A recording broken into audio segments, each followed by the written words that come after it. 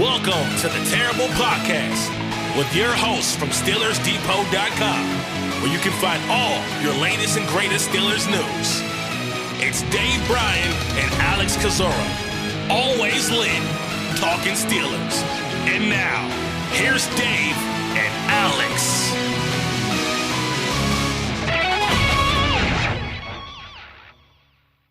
Welcome to the Terrible Podcast, a special edition of the Terrible Podcast, Pittsburgh Steelers Training Camp 2023. It is July 27th. I am Dave Bryan from SteelersDepot.com. And as you would expect, joining me on this nightly special edition podcast is the one and the only Alex Kozora, fresh off of his first trip out to Latrobe of the summer. So with that, Alex, happy Thursday night. Happy Thursday, Dave. Really good day. First day out at Saint Vincent College. Felt like we had never left, and so happy to be back. And I wrote this in my report. I'm really glad camp started when it did, because I was literally out of things to write about. I was at my wit's end to try to find some series and topics to uncover. So happy in so many ways that football is back. Well, glad you made it out there and back safely, and hopefully you'll continue to. You obviously will be at all the training camp practices this year, and that includes Friday night lights. And we'll after every practice, if it's probably not after the Friday night lights practice, but every other one of them, if there's anything to talk about, we'll be having these nightly episodes. We'll try to keep them to about 30 to 45 minutes. So with that, want to shout out our sponsor again this year, Alex? I do. We continue to partner with Touring Plans, a very long time sponsor of the Training Camp podcast. And so shout out to Len Testa, who's always been a great friend of the site back when it was just a couple of us at Steelers Depot trying to provide some camp coverage. And so Touring Plans is a great service. If you're planning a trip to Disney, want to navigate where to stay, where to go, kind of how to maximize your time there, because it can be so chaotic and so many things to do, and you're not quite sure where to start. You can go to touringplans.com, talk to them. They're great people over there, and they'll get you set. So I want to, again, thank Len Testa and Touring Plans for their support and sponsorship of our training camp coverage. Absolutely. We appreciate you, Len, and you'll be hearing us talk about Touring Plans, throughout these special edition podcasts like we do every year here. All right, Alex, where do you want to start? I guess a little bit of the housekeeping side of things, not that there really are any injuries to talk about. And during practice, everyone seemed to be okay. Mike Tomlin speaking afterwards, I saw that your write-up included tight end Rodney Williams with maybe some of that heat fatigue. It's been hot, humid. It's going to be that way for at least through the weekend. So that's something to note. Minkah Fitzpatrick did not practice in team today. He looks fine, very minor, if anything. More snaps for the young safeties and guys trying to battle for a roster spot. Deontay Johnson did grab his knee at the end of one catch during team, limped back to the huddle or to the sideline briefly, but then returned and finished out practice. He's fine. So all good there. So as far as I can tell, granted, first day, no contact, but Pittsburgh healthy overall. Yeah, and we'll just reiterate, this team went into training camp without having to put any players on the PUP or NFI list, and that in and of itself was great news, and looks like they came out of first practice okay. About Minkah, Mike Tomlin said it's really nothing, and really sometimes during camp, they've got players that they know a lot about, and probably from time to time you're going to see players not get any action there. Some of the veteran players, and that's probably going to be par for the course. But it was a little bit surprising first practice, so there might be something minor going on with him, but we'll see how it goes with him moving forward. And the thing about Rodney Williams, this is a guy that was on the practice squad all of last year. Was it with? I don't think he was with them during training camp, right? Right. Last year, I think he was with the Broncos there. So this is his first trip out there, to training camp out at Latrobe there, and heat related stuff. And Mike Tomlin talked about, you got to have that availability, especially if you're younger guys on this roster fighting for a spot here. And when you look at the tight end depth chart overall, there's not a lot of players on it, You got what? Pat Fryermuth, Zach Gentry, Connor Hayward, which is, tight end / fullback, Darnell Washington, and then Rodney Williams, and that's it. So Rodney Williams can't afford, they can't afford to have Rodney Williams miss any time. Might end up costing them a roster spot here. So hopefully he gets back on the field soon here. Yeah, I hope so. Yeah, Williams is kind of more of that receiver in a tight end's position setup. I think he was actually more of a true wide receiver. I believe he went to Middle Tennessee State, and so he's kind of got that leaner frame to him, but hopefully he can be out there tomorrow. All right, where else would you like to start? You want to run through the position groups? Yeah, we'll do it like we always do with quarterbacks to start. And again, it is day one. They're not in pads. It has a bit of a glorified OTA feel. So we're not going to bring hot takes about this guy's incredible, this guy's terrible. It is just one day. We're going to analyze it. We're going to talk about it. But just off the top, there's nothing incredibly earth-shattering on that first day. Tuesday, the pads come on. That's when things will get really interesting. But quarterbacks, what I liked today was the first play in team session. Talk about needing big plays, explosive plays. Pittsburgh took a deep shot. They started out in empty. Then Najee Harris motioned in, and Kenny Pickett threw a deep ball down the right sideline, a go route to George Pickens, which was defended well and broken up by Patrick Peterson. But I just kind of love that mentality. Maybe that's a subtle nod, or maybe I'm reading too much into it of, first play of training camp. Let's go deep and see what happens. That doesn't hurt my feelings. And I think I might have already said this one time during a regular podcast. It wouldn't hurt my feelings. They come out in the first play of the regular season. And if they get the right look, take a shot down the field just to say, hey, we're not afraid to do it when it comes to that. How did the arm look on some of those deep throws by him? Good overall. I'm not going to sit here and pretend just because Kenny Pickett said yesterday he feels like his arm is stronger that I saw a completely different arm compared to a year ago. But I think obviously compared to a year ago, Pickett as a rookie that first week of camp had a pretty poor couple of practices, which was to be expected for a young guy in that situation. But a solid day today. Not going to pretend like it was incredible or this off the charts A++ type of performance, but good touch. It was a nice throw. In 7-on-7 to Anthony McFarland down the left sideline on a go ball over the linebacker Cole Holcomb. Good decision-making overall, good zip. There was a completion to Pat Fryermuth. The play after the deep shot incompletion to Pickens, which was on the money. So for Pickett, looked in command, looked in control, accurate. Good day for him. All right, Trubisky after him. Then Rudolph. Did Tanner Morgan get any snaps?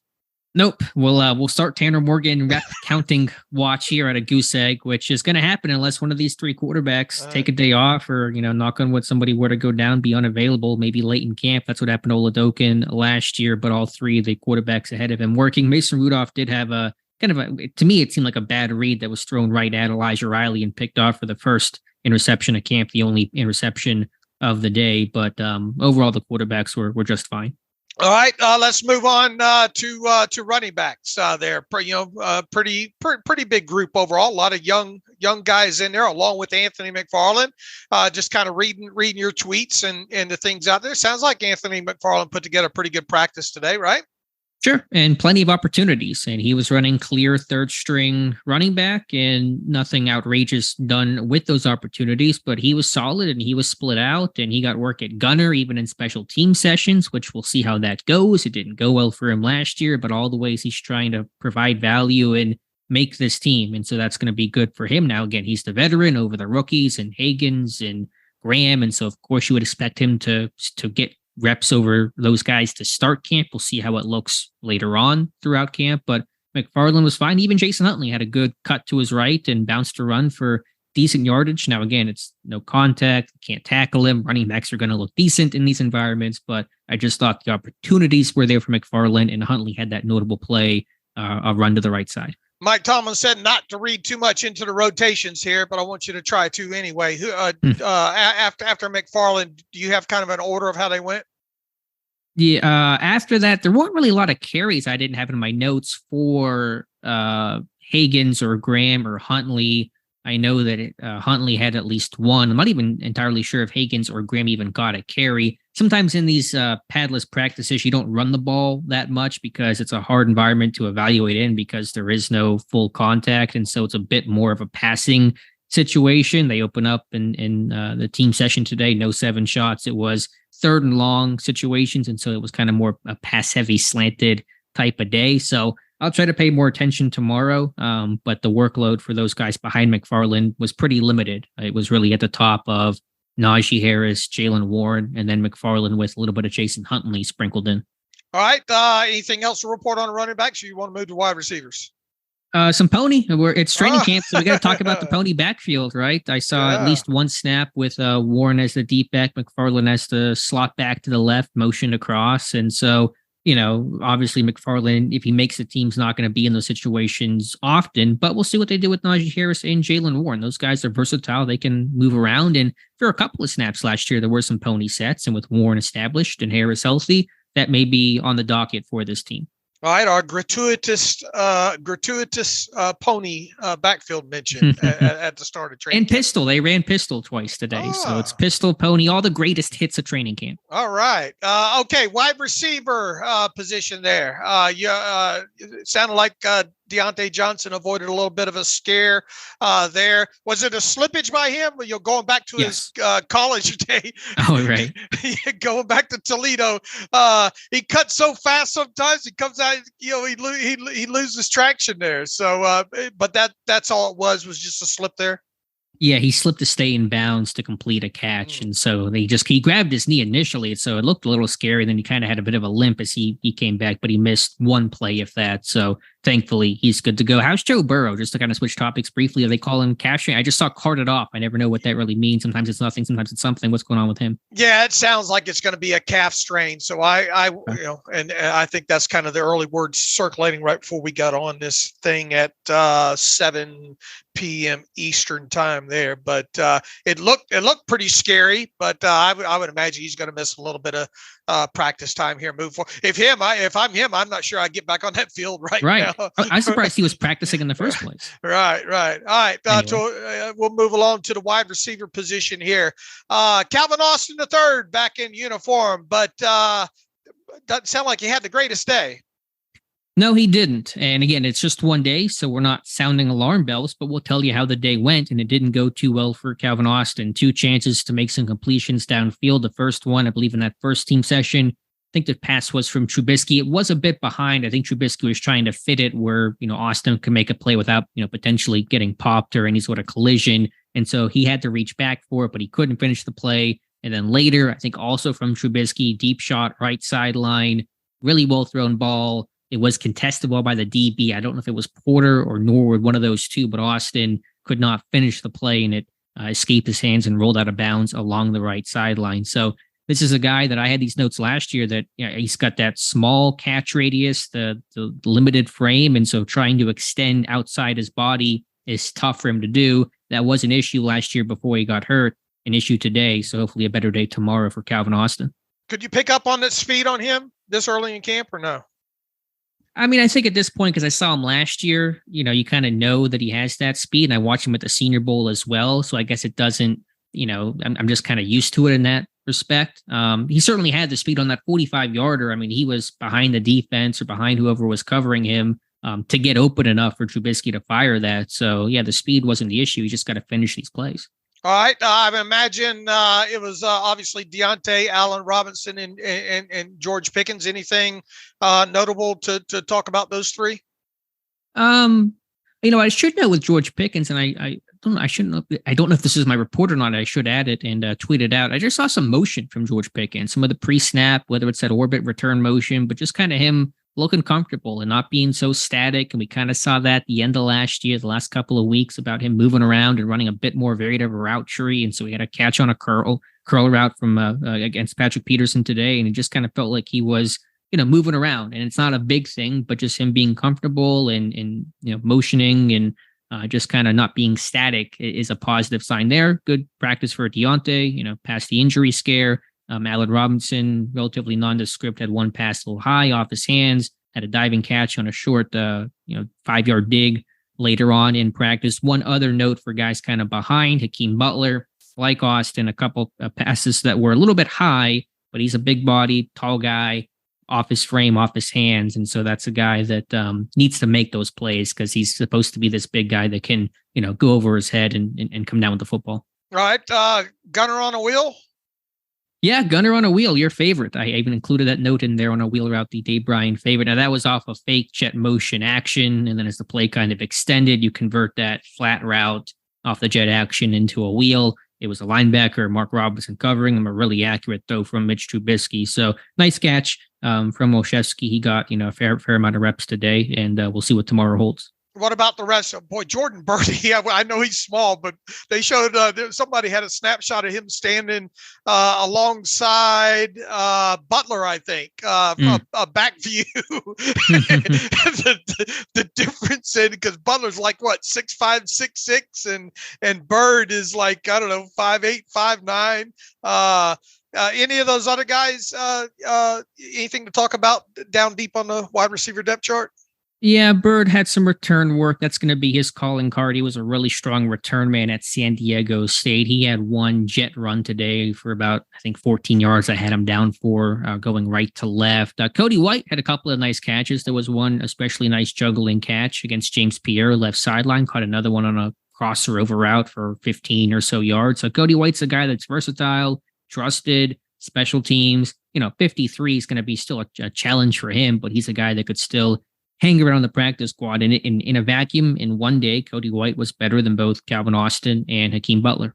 Okay, tight end position. Tell us, we'll go ahead and lump Connor Hayward in with that group there.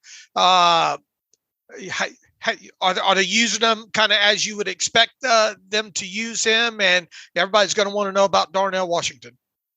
Yeah, with Hayward, just to be clear, he's still with the tight end group. He's exclusively with the tight ends. And so he's not working individually with the running backs. And Jordan Bird, by the way, is working with the wide receivers, to my knowledge. And so he was a running back. He was really more running back than receiver in college. And now he's kind of going to transition to that wide receiver type of role. Yeah, I don't know if I saw anything out of the ordinary with Hayward. I didn't see him necessarily get fullback work or anything like that. Again, it is day one. They're going to install, and layer this thing over time. But he had a couple catches. Good day for him. For Washington, pretty quiet. Appeared to be the one miscommunication. Tanner Muse blitzed. It looked like Mason Rudolph wanted to throw hot on a short, again, 5-yard dig to Washington. Never got his head around. Pass fell behind him and incomplete. So that was, to my knowledge, his only target of the day, and some miscommunication there. So I would say a pretty quiet day for Darnell Washington. Yeah, I think Darnell kind of admitted it. He's still, working through the playbook and trying to get a firmer grasp of it when he reported there. That's to be expected this time of year. Pat Freiermuth moving okay. I mean, it's obvious he's not on the PUP or anything like that. The late last season knee injury, and I think he was over that pretty quick. But he looked healthy and good to go. Yeah, he had a couple catches. He looked good. He was a full participant. I know he was a bit limited in the spring, and so good to see him out there. I want to examine it more tomorrow and maybe really focus on this for the preseason action. He's a guy that's probably going to stand up and play in the slot a lot this year. I think he got a couple of slot reps today, maybe had a catch or two out of that. So he's a guy that I don't want to say he'll be this team's, true starting slot receiver, but he's a guy that's going to stand up and probably utilize that talent a fair bit in his third year. So I'm excited for that. All right, good info there. All right, offensive line. Take us through the lines, if you will.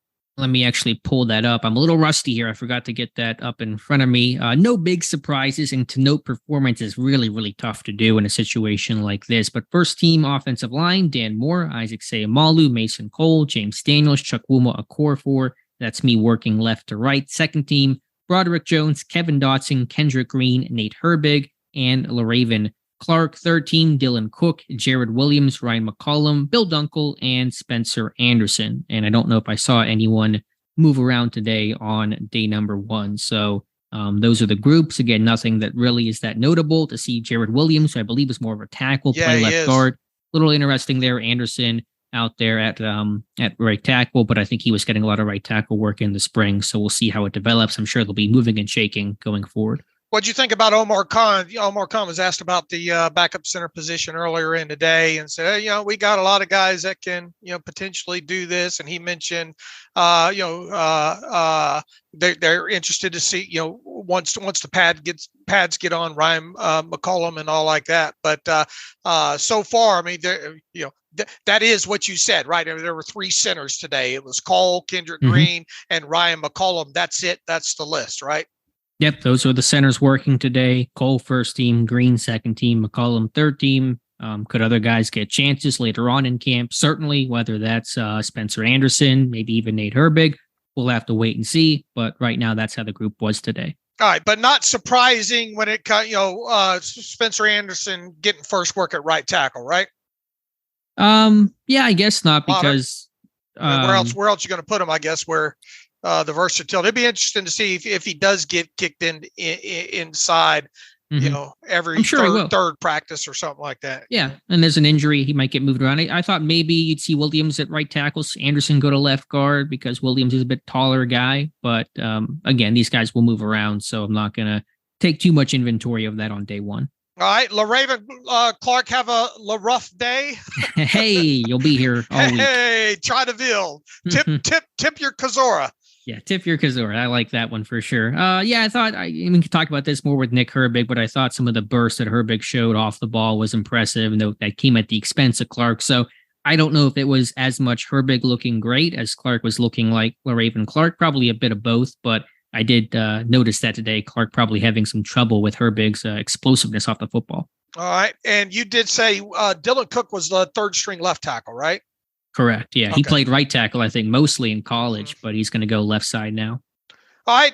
Anything else to pass along? I mean, it's early stages, and Omar Khan said, "Look, Broderick Jones is going to have to earn, the number one tackle spot, yada yada, all the stuff that you'd kind of expect GM speak, I guess, to be to open things up there. But I guess for the most part, the lines." No huge surprises there. We mentioned Jared Williams playing some guard there, but and no pads on yet, so it's hard to kind of judge those groups, right?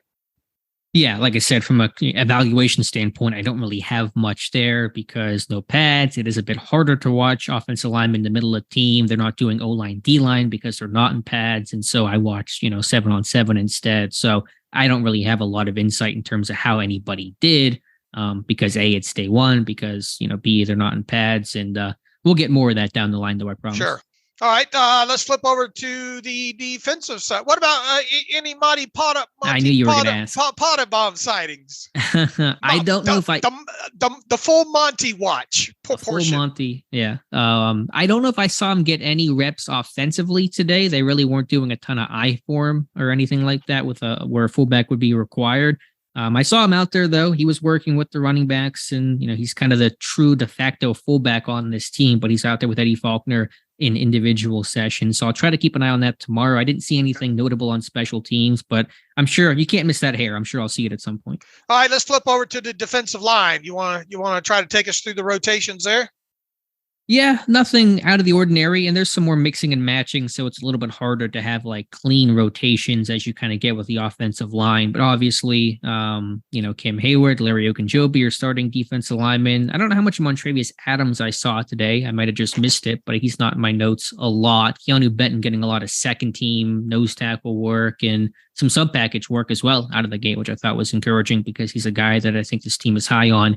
His ability to rush the passer and maybe be more productive in the NFL than he was in college at Wisconsin. To Marvin Leal, though, like I talked about him a million times, mentioned it on our preview, and so I really wanted to get eyes on Leal. It was everything. I mean, he was doing everything, whether that's base left defensive end in their 3-4 defense and their Okie front, whether that's a sub package, 3-tech and nickel, he was doing that. Even some left outside linebacker standing up. And so he was, true to his word, positionless, playing everything, maybe a bit more, I would say probably more hand down defensive lineman than standing up outside linebacker, but he was doing it all today.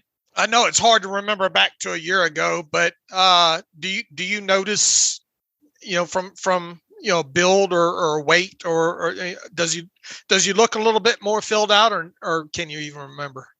Yeah, it's hard to remember, and I'm really bad with those things. He does look good. I mean, he looks built and he looks the part. So I don't know if that was my impression a year ago. He was probably heavier a year ago just because he was being used as like a full-time defensive lineman during his first camp. And so he's probably slimmed down a little bit, but I mean, he carries that weight exceptionally well. The dude's a crazy athlete. I mean, he was doing backflips in high school. So he's just like one of those athletes that never has any bad weight on him. All right, Fehoko more inside over the nose from what you could tell early on. Yeah, he was getting probably safer to say he was third string nose tackle with Fehoko. Armand Watts probably playing a bit more end. I have to check my notes on where I had. That was going to be my next question. Was he kind of more 4-eye kind? Yeah, and the one note I have of him, I have him as a left defensive end in Pittsburgh's base 3-4. So the one rep I charted or noted, it was Watts, left defensive end, Fehoko, nose tackle, Manny Jones at right defensive end. So that makes more sense. Watts has the length to play out. And different number, too. On the Steelers team site, on publicly, he's 68, but he's actually wearing number 94. So I was a little confused at first, but he's wearing number 94. All right. I'm willing to bet, barring injuries or whatnot, he's probably going to be more kicked out to the outside than moving forward. I would think so. When you got Adams and Benton and Fehoko at nose tackle, getting 4 nose tackles reps just seems fruitless. They need some, 4-eye kind of depth. So I think Watts, he can do both. He's actually been more interior in the past, but I think he's a guy that can play, defensive end in Pittsburgh's scheme. All right, let's go to the inside linebackers next. Obviously, a rebuilt room with a lot of new people in there, sans Mark Robinson. How about that group today? Yeah, just from a line standpoint, Cole Holcomb and Landon Roberts are 2 starting inside linebackers. No dime packages today, so we don't know who the one linebacker was, but we can assume that would be Cole Holcomb. Second team, kind of interesting, Mark Robinson and Chappelle Russell. I don't think many people were expecting to hear about Chappelle Russell today, but he was getting second team work over Tanner Muse and Nick Witkowski. So Mark Robinson getting those second team reps, interesting as well, based off of Austin's comments and all that kind of stuff. So I was encouraged to see Robinson, be working ahead of those guys on day one. And I think the big news, obviously, or at least positive news was Cole Holcomb, starting training camp, not on PUP or anything like that, which means he should be good to move around out there. I'm assuming he looked pretty fluid out there. Yeah, he was good. Now, like I mentioned earlier, Kenny Pickett in 7-on-7 threw over his head. It was McFarland split out left sideline running a 9 route. Holcomb trying to run with him, turned his head back, found the football, but jumped a bit early, mistimed it, and Pickett lobbed it over his head and caught by McFarland. But yeah, Holcomb looked 100% healthy today. Tanner Muse still looked like one of those Planet Theory guys. You haven't seen him since. Were you even? Was his combine during COVID or? No, he was before that. I don't know if I was at a Senior Bowl because I've kind of missed a couple over the years, but he was a pre-COVID guy, I'm pretty sure. Okay. All right. Going to be interesting to watch how that plays out between him and Nick Witkowski. And I don't think it's kind of hard to read in between the lines what Omar said earlier in the day. Asked about the linebacker room, said, "Look, we obviously brought in the guys that we like, because we think they can help us." But kind of at the end of it, but he made sure to say, "Look, at basically any position, if we can help." If we can help our roster, we're not above going out and getting somebody else. I'm sure that'll be tacked on. A lot of people will interpret that mainly being the linebacker room because he was talking about the linebackers at the time. But as we've kind of said throughout this offseason, we could foresee this team still adding a veteran piece for the right price if one came available, right? Sure. Not going to rule that out. It was very much just kind of a standard non-answer from Omar Khan, but you're always going to leave that door open. You're never going to sit there and say, yes, we're getting a guy, or no, we're not going to get a guy or roster set. You never know what could happen based on who becomes available, injuries, how guys look during camp, during the preseason. So it's that the old Motel 6 commercial, we'll leave the light on for you. We're leaving the light on. That guy, the story behind that guy is like really interesting. He was a fisherman, and I'm not even sure how he became like a voiceover kind of guy. Tom Bodette. Yeah, is that his name? I saw an interview with him. Really interesting. That shows you how good marketing is for you can. Because I can remember that all these years, and I can still recite the Empire carpet commercial because they used to run that on all the Cubs games on WGN. 5 Empire. Yeah. 2-300 Empire. There's marketing for you. Let's see. Outside linebacker. First eyes on guys like David Perales and, more importantly, Nick Herbig.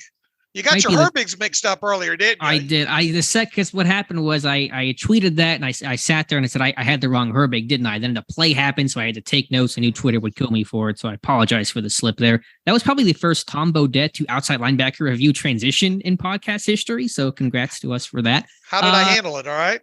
Yeah, really good. I mean, nothing to compare it to. It's in first place, I guess, of transitions. But yeah, I mean, again, those guys can be tough to evaluate. I say that a million times, but I just the kind of the caution and context of the day for a padless practice, and these guys obviously can't touch the quarterbacks. But I thought again, the burst that Herbig showed was intriguing. We know he's a good athlete, hair on fire kind of guy. Want to see him against somebody who's not a Raven Clark, who has issues with speed guys. But that's interesting. Behind that, probably less notes overall. I mean, in terms of who was running where, it was, of course, Watt Highsmith, first team, Herbig, left outside linebacker, Marcus Golden, right outside linebacker, second team. And then it was Perales and Toby and Dukeway, the rookie undrafted free agents from Fresno State, Sam Houston State, respectively, third team. And so that's what the lines look like to start things off. Once the pads come on, they do backs on backers, they do O-line, D-line edge. We can evaluate those guys far better. Yeah, especially into get into those preseason games, watch some of these guys coming off the edge there. All right, cornerback. Got a little, once again, Mike Tomlin caution, don't read too much into this rotation here, but it was some notable things stuck out in that. I would say the cornerback had the most for us to talk about today of all the position groups to give analysis to. So Patrick Peterson on that first play, that deep shot, maybe a little bit of that veteran tug on the back of George Pickens' jersey, but no reps were there when he found the ball and broke it up. So a nice rep there. He worked both left corner and slot corner. So on that first team session, first snap of it, he was left outside cornerback. About 2 snaps later, again, this is third and long, situational football. He bumps inside of the slot. Joey Porter comes in, left cornerback. Levi Wallace is the right cornerback in all these scenarios and snaps here. So that was notable. Porter, a nice day. He certainly, I think, had the rep of the day defensively, 7-on-7, 1-on-1 against Calvin Austin with his speed, clamps him, finds the ball, breaks it up, incomplete pass on a deep ball right sideline from Kenny Pickett. So Porter overall, good outing from him. And the slot corner today when, besides Peterson was Duke Dawson getting reps there and some of this kind of base defense, but early in the team session, nickel defense. But there was a rotation there with Dawson, Peterson, Elijah Riley, and Trey Norwood all getting slot reps today. So there was a pretty clear division of labor, but to see Dawson, first guy out there, is for us at least pretty notable. All right. And you didn't see much of Chandon Sullivan, or you missed him, or what? Yeah, to be honest, I didn't see his jersey at all. I may have missed it. I don't recall seeing him. He's not in my notes at all, that number 34. So I'm going to watch him tomorrow. I'm not sure if I just missed it. I probably did. But from what I saw from a slot corner standpoint, it was a lot of Dawson, some Peterson, some Riley, and a little bit of Trey Norwood. Okay, and some also Rands, Luke Barku, the I get which XFL. league? I think it was XFL. Yeah. Came out of there. And Chris Wilcox is a former BY product. Was I think wasn't he a draft pick? I think he was a draft pick too. Yeah, 7th rounder not by Pittsburgh, obviously by somebody else. Right. Not a lot of notes on them. Barku had a breakup on a low pass from Rudolph to Olszewski. That's probably the biggest note there. Wilcox got maybe 1 or 2 reps. Don't have a lot on. Marjorie Harper was playing outside corner. I thought he was kind of more of a safety slot kind of guy, but he was getting outside corner reps. So that's something for me to know. Kenny Robinson getting some third team safety work. But yeah, I think the cornerback talk is going to be about Peterson, Porter, and that slot corner battle. Again, Elijah Riley, nice day for him. Versatile, the interception. That's a guy that certainly you want to think about going forward. You think they view him more slot than they do safety now? In a sense, because there's such a need at slot corner, there's more availability, more of a competition there. I mean, I think he's kind of a truer safety. That's what he was playing last year. I think he did more of that in Philadelphia. But I think because there's an opening there and he's got some size, they kind of I think Peterson is going to be the third down, pass down slot corner because Porter's going to come on the field. But I think they're looking for that rundown type of slot corner. They had that Mike Hilton was an all situations guy, but he could play the run extremely well. Millette was that rundown corner. I think they're looking for somebody who can bang around against the run, and that's going to be Duke Dawson. That's kind of the book on him coming out of Florida, and Elijah Riley has that size. So I think they're looking for somebody to play on early downs inside the slot. Okay, but you were impressed with a nice day for Porter, right?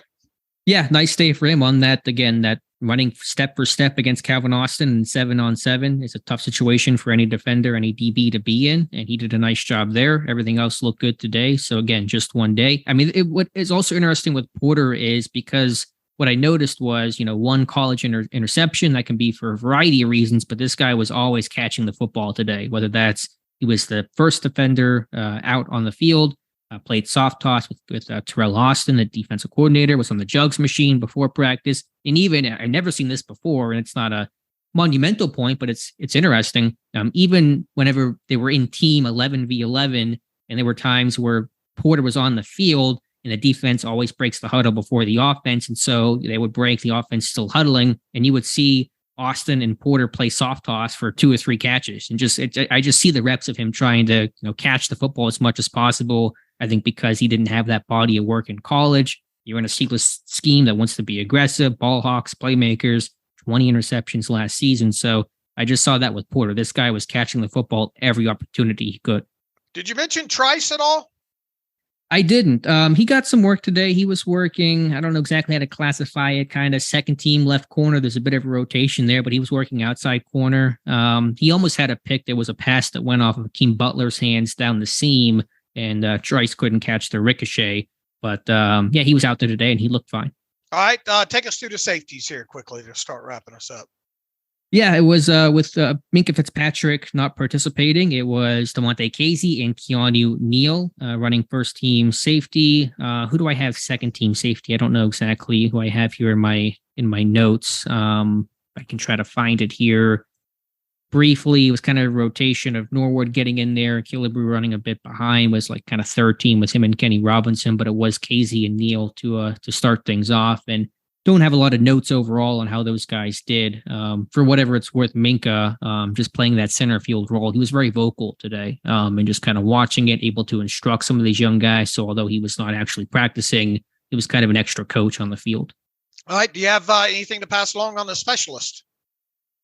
Let's see, what do I have there? There was one low snap from Rex Sunahara during the punting special team session. So that's the note on that. I have some of the hang times and distances for the punters today, and Harvin and Mann. Thought both were fine, not fantastic, not terrible, just kind of, as expected overall. Should note that with Marcus Allen now departed, Miles Killebrew working first team up back during the special teams, full session, with Elijah Riley and Trey Norwood as the wings. Benny Snell was one of those wings last year, so that's notable. So if a guy like Riley can be slot corner, starting wing, etc., that's going to help create a lot of value for him. And if Killebrew's going to be the up back, he's going to make this team. All right. I don't want to play winners or losers, especially right out of the chute here. But what was maybe the most unexpected, top 2 or 3 things from the first day? Yeah, that's always hard to answer because I don't necessarily go into camp expecting things. I just go in, clean slate, and let's see what happens because I don't want to have a lot of preconceived notions. Duke Dawson getting the slot work I think is interesting, and I want to see how that continues. Cody White making some plays. I don't know if there really was one thing that was super surprising in a good or bad way. There's just that first day to me. I just try to get lay of the land, depth chart, get familiar with some of these names and faces. And so whenever the pads come on and the evaluation truly begins, I'm kind of less scrambling to see, okay, who's this guy? Where's this guy lining up? Should I look for where he's aligning? Is he getting moved around? So that's kind of what today was about, kind of more fact finding. But let me just look at my conclusions overall.